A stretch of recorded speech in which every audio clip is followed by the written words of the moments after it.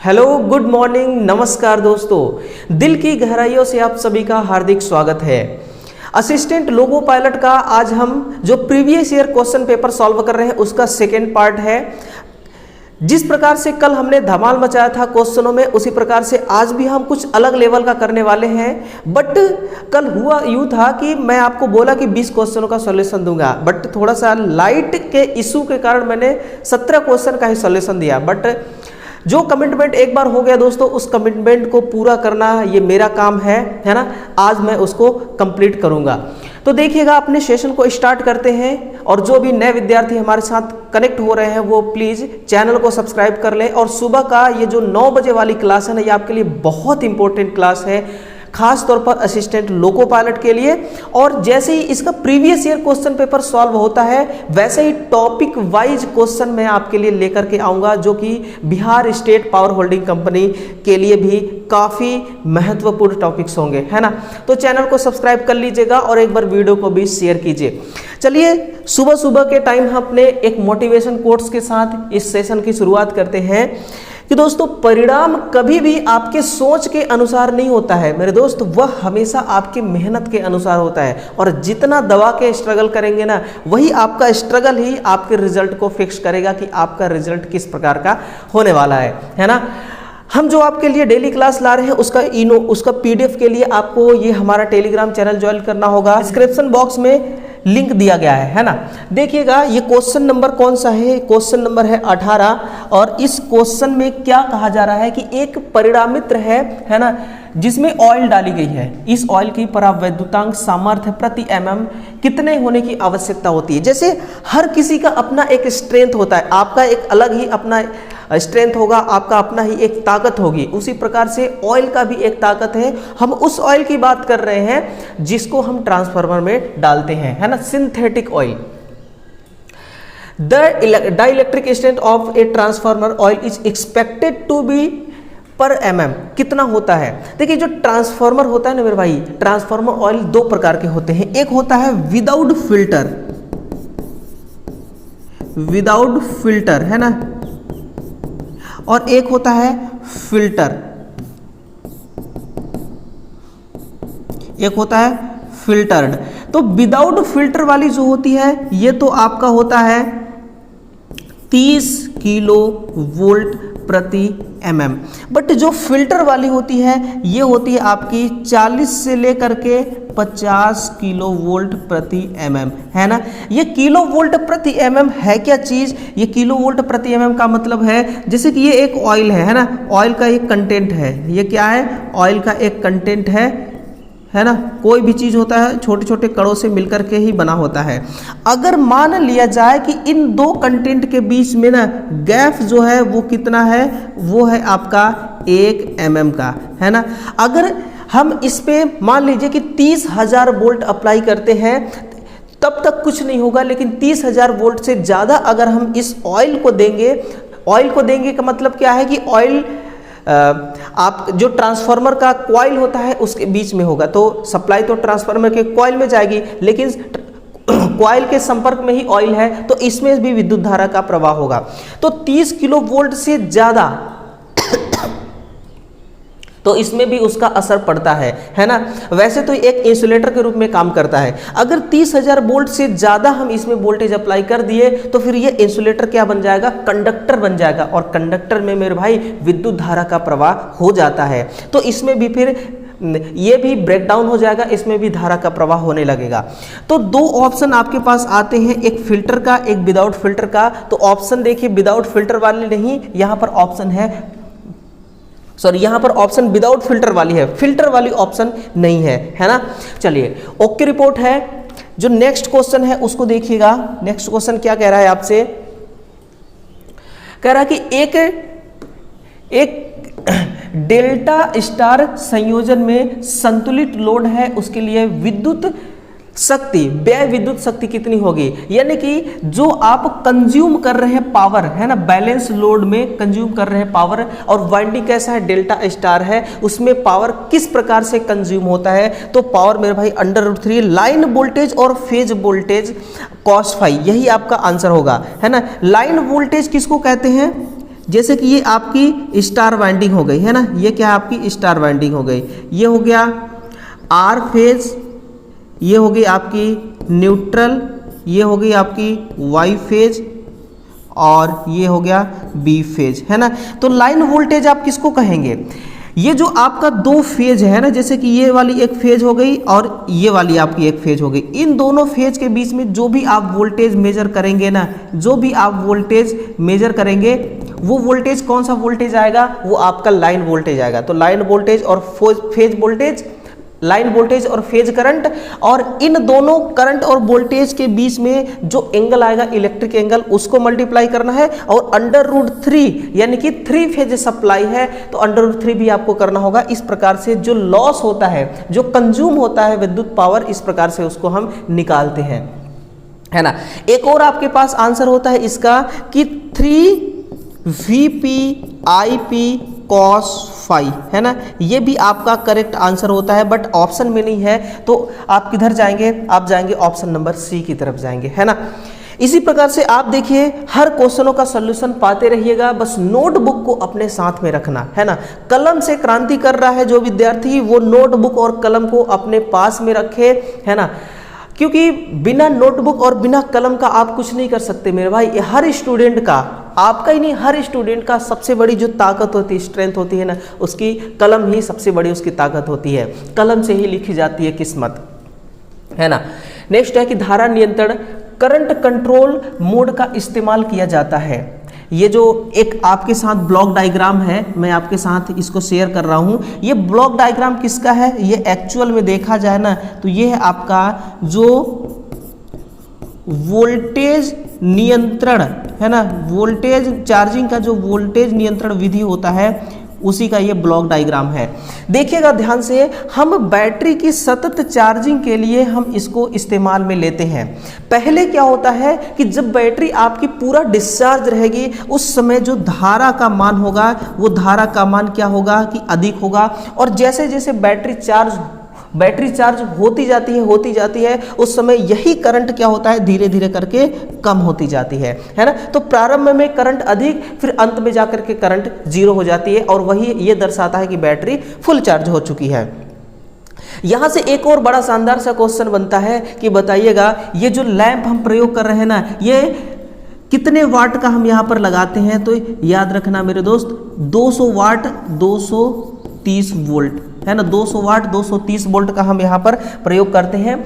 लेकिन जब बैटरी को हम इस्तेमाल में लेते हैं ना, उस समय क्या होता है कि बैटरी का जो टेम्परेचर होता है चार्जिंग के टाइम, है ना, कब चार्जिंग के टाइम बैटरी का टेम्परेचर कितना होता है, 43 डिग्री सेंटीग्रेड से अधिक नहीं होना चाहिए, है ना, अधिक नहीं होना चाहिए।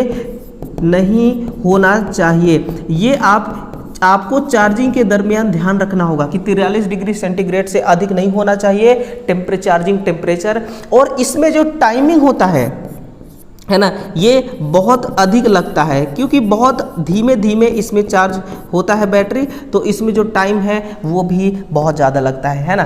तो एक क्वेश्चन में ही देखिए कई सारे क्वेश्चनों का सॉल्यूशन मिल रहा है आपको, तो आपको मुझे लगता है ना ये क्लास वाकई में बहुत पसंद आता होगा। और निमी टेक्निकल क्लासेस को देखिए दिल से सपोर्ट करने वाले और दिल से चाहने वाले स्टूडेंट्स ना, बिल्कुल दिल से लाइक कीजिएगा और दिल का इमोजी ज़रूर शेयर कीजिएगा, है ना, कमेंट बॉक्स में। ये देखिए ये क्या है, तो ये है देखिए आपका गवर्नर असेंबली। ये क्या है, गवर्नर असेंबली। गवर्नर असेंबली का काम क्या होता है वो सुनिए। गवर्नर असेंबली जो होता है ना, वो करता है कि जो भी जनरेटर होती है ना, जो भी जनरेटर होती है, डीजल इंजन वाली जनरेटर होती है, उस जनरेटर में जो फ्यूल होता है, उस फ्यूल को ये क्या करता है, नियंत्रित करता है ना, फ्यूल को क्या करता है, नियंत्रित करता है। और जब फ्यूल नियंत्रित होता है उससे इसकी गति नियंत्रण होती है, यानी कि गति की कंट्रोलिंग की जाती है। और गति कंट्रोल हम क्यों करते हैं, क्योंकि मान लीजिए कि कोई एक डीजल जनरेटर है, उस जनरेटर में मान लीजिए कि प्रॉपर हमने कोई एक लोड कनेक्ट कर रखा है। अब लोड की सिचुएशन तो देखिए चेंज होती रहती है ना, तो किस लोड का कोई भी स्थिति हो, लोड का कोई भी परिस्थिति हो, उस समय गति को क्या किया जा सके, नियत रखा जा सके, नियत रखा जा सके, है ना, कांस्टेंट रखा जा सके, इसलिए ये पूरा फिनोमिना किया जाता है। तो ये क्या चीज है, ये गवर्नर है ना। डीजल जनरेटर की ओवर स्पीड सुरक्षा किसके माध्यम से की जाती है, तो गवर्नर के माध्यम से की जाती है। अब आप कहेंगे कि सर अगर एसी जनरेटर हमारे पास है तो क्या हम बिना गवर्नर का हम इसको चालू कर सकते हैं या फिर नहीं, तो बिल्कुल चालू कर सकते हैं, बिल्कुल चालू कर सकते हैं। लेकिन एक बात याद रखिए, आपका जो आउटपुट में सप्लाई आएगी ना, उस सप्लाई में जो फ्रीक्वेंसी होता है वो फ्लक्चुएट करेगा, वो कम ज़्यादा होता रहेगा। कांस्टेंट आपको चाहिए 50 हर्ट्ज, तो गवर्नर आपको लगाना पड़ेगा, है ना। एनर्जी मीटर में फ्लक्स का परिणाम बदलता है, बड़ा शानदार सा क्वेश्चन है, एक लॉजिक सा क्वेश्चन है कि इसमें फ्लक्स परिवर्तन कैसे होता है, असमान धाराओं और एवं वोल्टता के कारण। क्योंकि जब करंट के मान में परिवर्तन होता है तो विद्युत चुंबकीय फ्लक्स जो होती है ना, वो अपने मान को कम ज़्यादा करती हैं, और जब वो कम ज़्यादा करेंगी तो फिर फ्लक्स, विद्युत चुंबकीय फ्लक्स में फ्लक्स का जो रिजल्ट है ना, वो क्या होगा, वो तो चेंज होना ही होना है। इसलिए आंसर क्या होगा, असमान धारा एवं वोल्टेज के कारण ये सिचुएशन आती है, ठीक है ना। आगे बढ़ते हैं, क्वेश्चन नंबर 23 है कि दिष्ट धारा मोटर के गति नियंत्रण के लिए कौन सी तकनीकी सामान्य स्पीड से अधिक स्पीड प्रदान करती है ना, सामान्य स्पीड से अधिक स्पीड प्रदान करती है। इसका आंसर क्या होगा, फील्ड नियंत्रण यानी कि क्षेत्र नियंत्रण विधि। कैसे होता है, इसके समीकरण को समझिएगा, है ना, इस फॉर्मूला से समझते हैं। ये क्या है, आपका एक प्रतिरोध है, ठीक है ना। इसी के श्रेणी क्रम में हमने फील्ड वाइंडिंग लपेट दिया है। यहाँ पर देखा जाए तो आर्मेचर है ना, ये कार्बन ब्रश है, ये क्या है, आर्मेचर है। यहाँ पर हम इसको सप्लाई देते हैं, है ना, ये क्या है, पावर सप्लाई देते हैं, है ना, सप्लाई। ये है आपका आर्मेचर, ये है फील्ड वाइंडिंग, ये क्या है, फील्ड वाइंडिंग, और ये है रेजिस्टेंस आर। तो देखिए, अगर इस रेजिस्टेंस के मान को अगर हम बढ़ा देते हैं तो फिर क्या होगा, यहाँ पर शंट फील्ड का जो करंट है वो क्या हो जाएगा, डाउन हो जाएगी, है ना। यानी कि आर के मान को हमने बढ़ाया तो ISH है ना, ISH का मान क्या हो जाएगा, कम हो जाएगा, जिससे शंट फ्लक्स भी कम हो जाएगी, शंट फ्लक्स का मान कम हो जाएगा। और आपने देखा होगा जो डीसी मोटर में गति होती है वो बैक ईएमएफ के तो समानुपाती होता है, लेकिन फ्लक्स के क्या होता है, व्युत्क्रमानुपाती। यहाँ पर आप देख रहे हैं कि फ्लक्स का जो मान है वो कम हो चुका है, और फ्लक्स का मान कम होते ही गति क्या हो जाएगी, बढ़ जाएगी। आपसे क्या बोला जा रहा है कि सामान्य स्पीड से अधिक स्पीड आपको लाना है तो किस मेथड का इस्तेमाल करेंगे। वो मेथड आपका एक ही है मेरे भाई, ये है आपका क्षेत्र नियंत्रण यानी कि फील्ड कंट्रोल। तो इस प्रकार से फील्ड को क्या किया जाता है, कंट्रोल किया जाता है। लेकिन जब भी आप किसी प्रतिरोध को, है ना, वाइंडिंग के सीरीज में लगाते हैं तो उसको हम डाइवर्टर का नाम देते हैं, ये भी ध्यान रखिएगा आप, ठीक है ना। नेक्स्ट है कि SMPS switch mode power supply की कार्य प्रणाली किस पर आधारित होता है। देखिए, ये एक इलेक्ट्रॉनिक से रिलेटेड क्वेश्चन है, बट यहाँ भी पूछा गया है, रेलवे में भी। आवृत्ति नियंत्रण सिद्धांत पर नहीं, यह चॉपर के सिद्धांत पर काम करता है। चॉपर क्या करती है कि हाई वोल्टेज, ये क्या करती है, हाई वोल्टेज डीसी को ये क्या करती है, लो वोल्टेज डीसी में कन्वर्ट करती है। हाई वोल्टेज डीसी को क्या करती है, ये लो वोल्टेज डीसी में कन्वर्ट करती है। यानी कि 24 वोल्ट या 12 वोल्ट डीसी को ये किस में परिवर्तित कर सकती है, ये 6 वोल्ट डीसी में, ये 3 वोल्ट डीसी में कन्वर्ट कर सकती है ना। ये डायरेक्ट कन्वर्ट करती है एसएमपीएस, जिसको हम कहते हैं स्विच मोड पावर सप्लाई, है ना। यानी कि हाई वोल्टेज डीसी को स्विच मोड पावर सप्लाई क्या करती है, लो वोल्टेज डीसी मोड में कन्वर्ट करते हैं। ये आपके पास देखिए इस प्रकार से एसएमपीएस होता है। कभी भी आप देखिए जब जाएंगे कंपनी में, जब आपकी नौकरी लग जाएगी, सर्विस लग जाएगी, तो ये एसएमपीएस जरूर आपके सामने आएगा, है ना। उस समय याद आएगी मेरा ये क्वेश्चन याद आएगा और मेरी ये बातें आपको याद आएंगी केबल कर्णकों को और किस नाम से जाना जाता है, तो इसको देखिए हम केबल सूज के नाम से जानते हैं। और ये आपके सामने एक लक्स है। अगर जो भी स्टूडेंट नहीं देखे होंगे कि भाई लक्स क्या होता है, तो लक्स इस प्रकार से वायर के अंतिम में एंड में उसको कनेक्ट किया जाता है ताकि उसकी कनेक्शन आसानी से की जा सके, है ना। नट बोल्ट के द्वारा भी इसको कनेक्शन कर देते हैं। कई बार हमारे पास नट बोल्ट नहीं होता। देखिए जो इलेक्ट्रीशियन होते हैं ना, बस जुगाड़ से काम चलाते हैं। कई बार हमारे पास ये नहीं होता है तो हम यहाँ पर क्या कर देते हैं, सोल्डरिंग वेल्डिंग कर देते हैं, है ना, सोल्डरिंग कर देते हैं, वेल्डिंग कर देते हैं। हमारे पास नट बोल्ट नहीं होता है तो आप भी देखिए जुगाड़ से ही काम चलाएंगे। अभी देखिए, अभी आप इतना डिटेल से पढ़ रहे हैं, बट जब आप जाएंगे ना किसी फील्ड में काम करने के लिए तो आप भी जुगाड़ से ही काम करेंगे, है ना। और मेंटेनेंस वाले को तो कहा ही जाता है कि भाई जुगाड़ू आदमी है।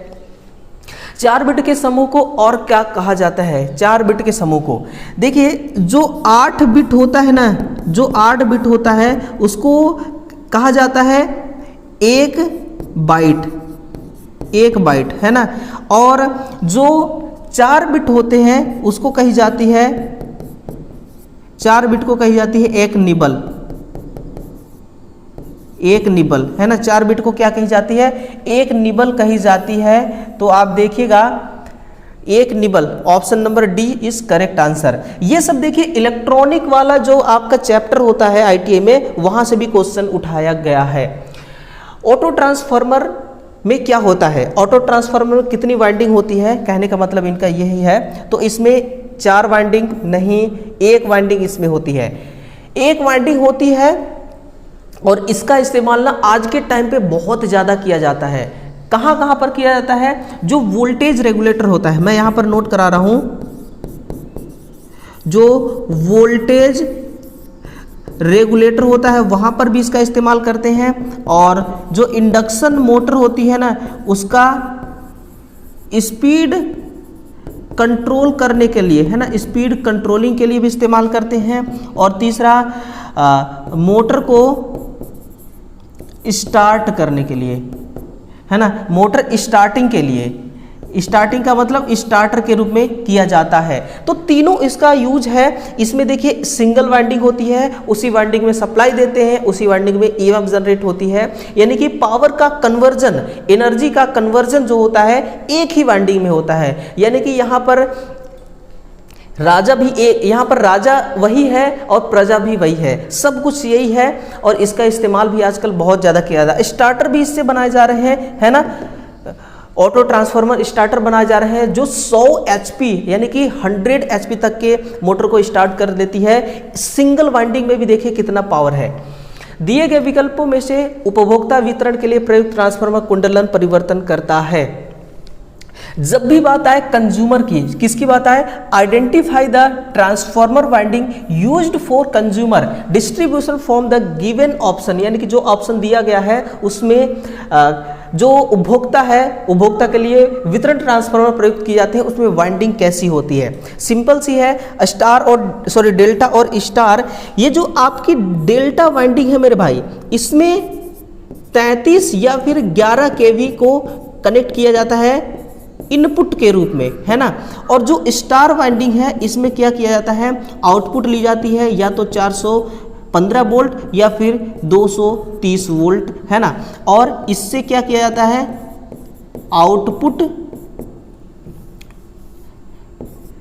इससे आउटपुट ली जाती है ना, इससे आउटपुट ली जाती है।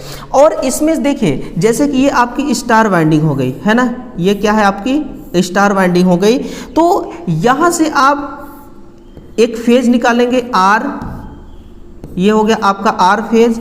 यहां से आपने निकाल दिया वाई फेज और यहां से आपने निकाल दिया बी फेज। इसी के साथ में आप यहां से न्यूट्रल भी निकाल सकते हैं, है ना। ये देखिए यहां से आपने न्यूट्रल निकाल दिया। तो सिंगल फेज और 3 फेज, सिंगल फेज आपकी ये रही और 3 फेज आपकी ये रही।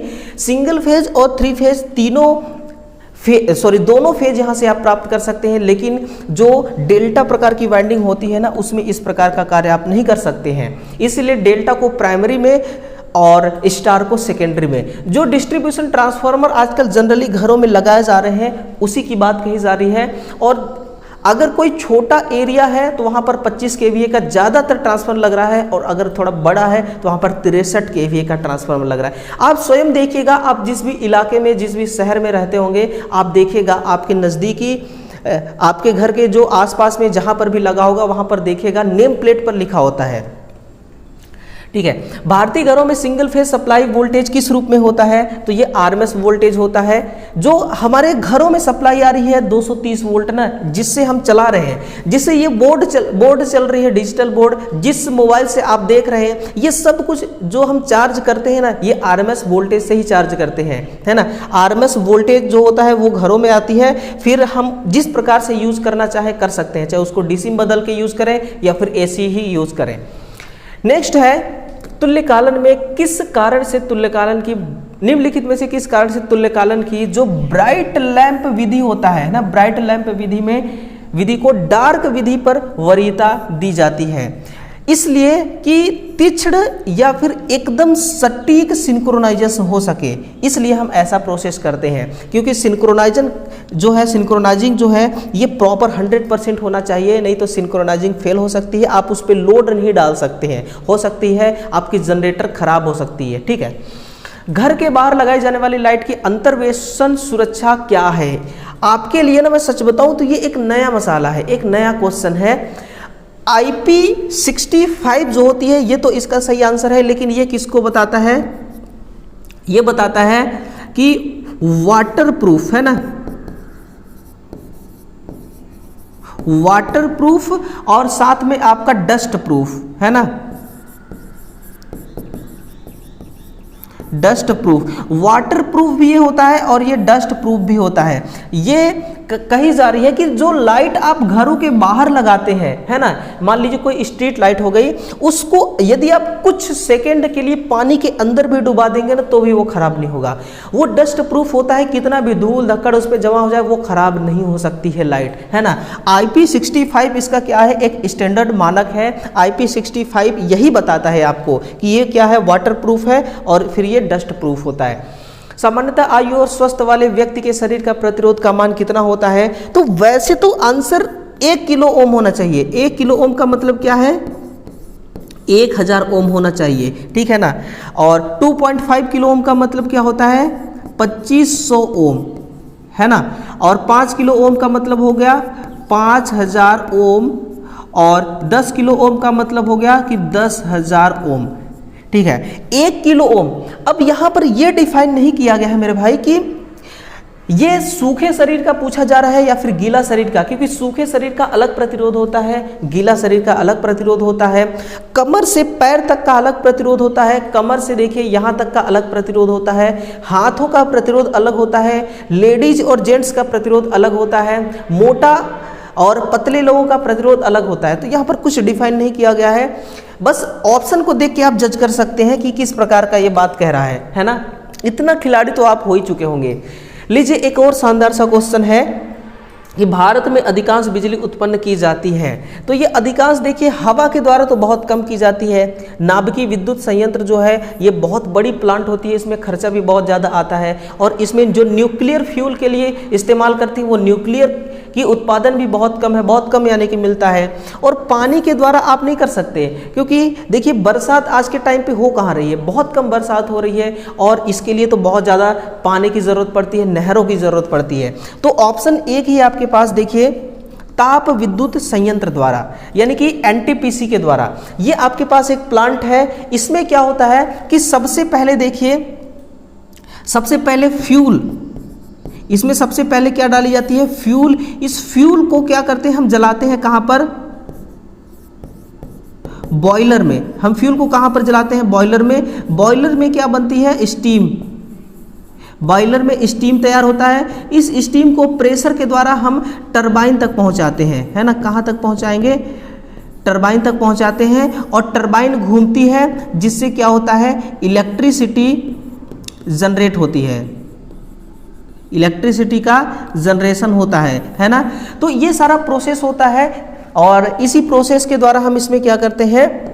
विद्युत का उत्पादन करते हैं, या तो 11 kV में या 33 kV में, लेकिन आज के टाइम पे सबसे ज़्यादा देखिए इसी प्लांट के द्वारा पावर का उत्पादन किया जा रहा है। नेक्स्ट है कि दिष्टकारी परिपथ में फिल्टर कैपेसिटर का कार्य क्या होता है, किसको कम करना होता है ना? तो हार्मोनिक्स को, उर्मिका को, आयाम को, आवृत्ति को। नहीं, ये दोनों तो नहीं हो सकता। उर्मिका हार्मोनिक्स नहीं हो सकता। उर्मिका का मतलब क्या है? रिपल्स। इसका मतलब क्या होता है? इसका मतलब होता है रिपल्स, है ना? इसका मतलब होता है आपका रिपल्स। देखिए, आपने यहां पर एसी इनपुट दिया, ठीक है ना? एसी इनपुट का साइन वेव कैसा होता है? प्योर साइनोसॉइडल वेव फॉर्म होती है, ठीक है? इसको आपने क्या किया? स्टेप डाउन ट्रांसफार्मर, मान लीजिए यहां पर 230 वोल्ट एसी था, स्टेप डाउन ट्रांसफार्मर ने क्या कर दिया? 24 वोल्ट एसी में कन्वर्ट कर दिया, ठीक है ना? साइन वेव वही का वही रहा।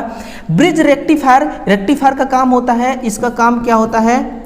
ये एसी को डीसी में कन्वर्ट करती है, और 24 वोल्ट एसी को, है ना, 24 वोल्ट एसी को इसने किस में कन्वर्ट कर दिया?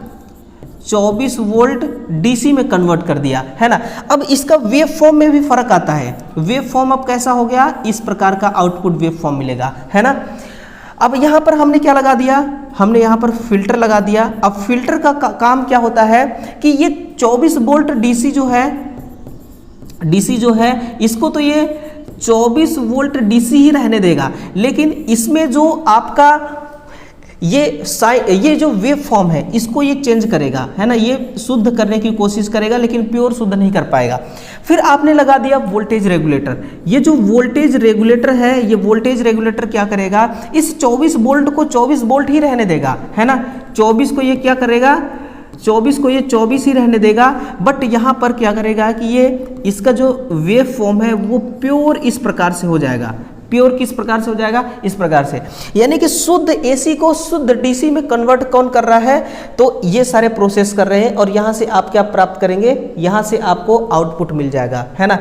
तो ये क्या कर रहा है? रिपल्स को कम कर रहा है। आप देख रहे हैं फर्स्ट स्टेज में रिपल्स, ये मतलब कि ये पल्स कैसा है? फिर इस प्रकार का पल्स आया, फिर इस प्रकार का पल्स आया, फिर इस प्रकार का पल्स आया। तो ये किसको कन्वर्ट कर रहा है?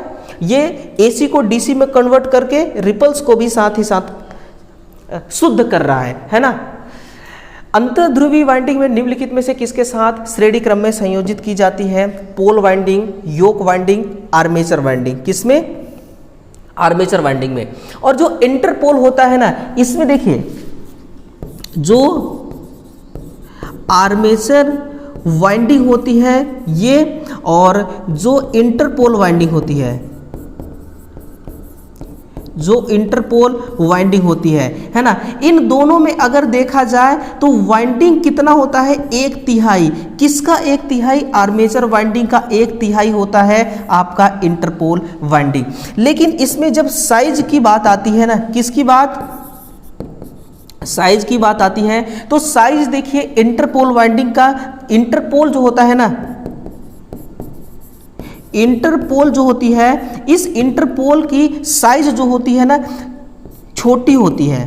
कैसी होती है? छोटी होती है। आर्मेचर के पोल से बहुत ज़्यादा छोटी होती है, और साथ ही साथ नुकीला भी होता है ना? और नुकीला इसलिए किया जाता है ताकि ये सेचुरेट ना हो सके, जल्दी सेचुरेट ना हो, इसीलिए हम इसको क्या करते हैं? नुकीला बनाते हैं। और फिर इंटरपोल जो होता है आर्मेचर पोल के बीचों बीच इसको लगाते हैं, है ना? लपेटों की संख्या पे क्वेश्चन बनता है, और छोटी होती है बड़ी होती है इस पे क्वेश्चन बनता है। नुकीला क्यों रखा जाता है इस पे क्वेश्चन बनता है ना? तो ये सारे देखिए जिस टाइप के क्वेश्चन बन सकते हैं, सारे टाइप्स, सारे तौर तरीके मैंने आपको सिखा दिया, सारे तौर तरीके मैंने आपको बता दिया। बस दोस्तों वीडियो को शेयर करते रहना मेरे भाई, दिल से शेयर करना आप, है ना? और लाइक तो आपको जरूर करना है, क्योंकि मेहनत तो देखिए अब स्ट्रगल तो चालू हो चुका है। और ये जो सुबह 9 बजे वाली क्लास है ये डेली आपको मिलने वाली है।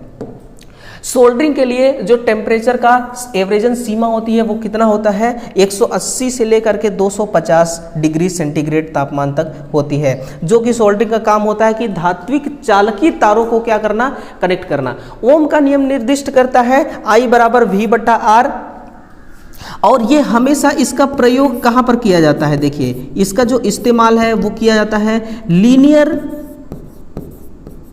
लीनियर परिपथों में, है ना? इसका प्रयोग कहाँ पर करते हैं? लीनियर परिपथों में करते हैं, यानी कि वोल्टेज और धारा का मापन के लिए, है ना। वोल्टेज और धारा का ये क्या करता है? मापन करता है, और इसका प्रयोग लीनियर सर्किटों में किया जाता है। क्या इसका प्रयोग हम एसी डीसी में भी कर सकते हैं? एसी सर्किट और डीसी सर्किट? तो जी हाँ, एसी सर्किट में भी इसका प्रयोग किया जा सकता है, और साथ ही साथ डीसी सर्किट में भी इसका प्रयोग किया जा सकता है ना। याद रखिएगा, मैं जिस टाइम पे आईटीआई कर रहा था उस टाइम पे इंटरव्यू जो प्रैक्टिकल होता है ना, उसमें इंटरव्यू लेने के लिए बहुत दूर दूर से टीचर आया करते थे। तो वहाँ पे हमें पूछा गया था, तो हमने उसका खुद आंसर गलत दिया था, क्योंकि हमें पढ़ाया ही उतना गया था कि सिर्फ एसी में काम करता है। लेकिन आपको जानकारी से वंचित मैं नहीं रहने दूंगा, मैं आपको ज़रूर बताऊंगा एसी डीसी दोनों में यूज किया जाता है। ब्रेजिंग में प्रयुक्त स्पेल्टर सामान्यतः किसका बना होता है? तो ये कॉपर का बना होता है, और चांदी, इन दोनों का क्या है? एलॉय है। सिल्वर और कॉपर का ये क्या है? एलॉय है, मिश्र धातु है। याद रखिएगा, सबसे जो नरम होता है वो क्या होता है? सोल्डरिंग। फिर इसके बाद होती है ब्रेजिंग, इसके बाद इससे कठोर क्या होती है? ब्रेजिंग। फिर होती है आपका वेल्डिंग, फिर क्या होती है? वेल्डिंग होती है ना। पहले सोल्डरिंग होती है, सोल्डरिंग के बाद फिर ब्रेजिंग होती है। सोल्डरिंग का इस्तेमाल देखिए मैंने आपको बता दिया, ब्रेजिंग का इस्तेमाल किया जाता है आभूषणों को ज्वाइंट करने के लिए, और वेल्डिंग का काम मोटे मोटे जो लोहे होते हैं, मोटे मोटे जो रॉड होते हैं ना, उसको आपस में क्या किया जाता है? ज्वाइंट किया जाता है, यानी कि मजबूती से ज्वाइंट किया जाता है, जैसे कि पाइप वगैरह हो गया, है ना। निम्नलिखित में से किस प्राथमिक सेल का उपयोग अवधि सबसे ज्यादा होता है? तो ये देखिए लिथियम सेल है, और जिस मोबाइल बैटरी से आप अभी क्लास देख रहे हैं ना, उसके अंदर, और अगर आपने लैपटॉप के अंदर देख रहा है, आप इस क्लास को आप देख रहे हैं, तो फिर लैपटॉप के अंदर भी जो बैटरी लगी हुई है वो लिथियम सेल ही है, और लगभग 10 साल तक उसकी क्या होती है कि जीवन काल होता है, और उसको ऐसा कहा जाता है कि सामान्यतः औसतन 2000 बार उसको आप चार्ज डिस्चार्ज कर सकते हैं। आज का हमारा लास्ट क्वेश्चन है कि जिस पर स्टेटर का चुंबकीय क्षेत्र घूमता है, एक 4 पोल, है ना, याद रखिएगा, एक 4 पोल और 3 फेज मोटर 50 हर्ट्ज आवृत्ति की विद्युत आपूर्ति पर चलती है, उसकी गति कितनी हो जाएगी? देखिए 2 पोल पर कितना होता है? 3000, और 4 पोल पर कितना हो जाएगा? 1500, है ना। तो इस प्रकार से देखिए, यहाँ पर ऑप्शन भी गलत है यार, यहाँ पर क्या होगा? 1500, है ना, ये होगा 1500। अब सही है ना। अब इसका क्या है? करेक्ट आंसर है। तो ये होता है, ये मैग्नेटिक फ्लक्स होता है, जो उसकी गति की बात कर रहा है ना।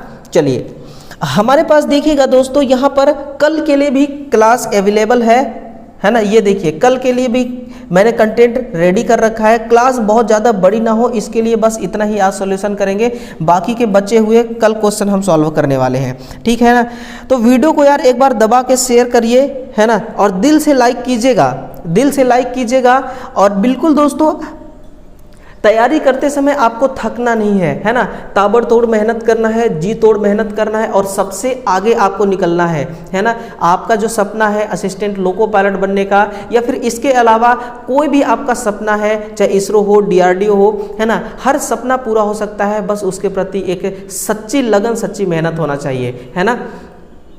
चलिए, कल सुबह 9 बजे फिर से जुड़ते हैं, बिल्कुल कल सुबह 9 बजे फिर से आइएगा इस संघर्ष की दुनिया में, और एक बेहतरीन क्लास के साथ अपना जो दिन है, दिन की शुरुआत करिएगा।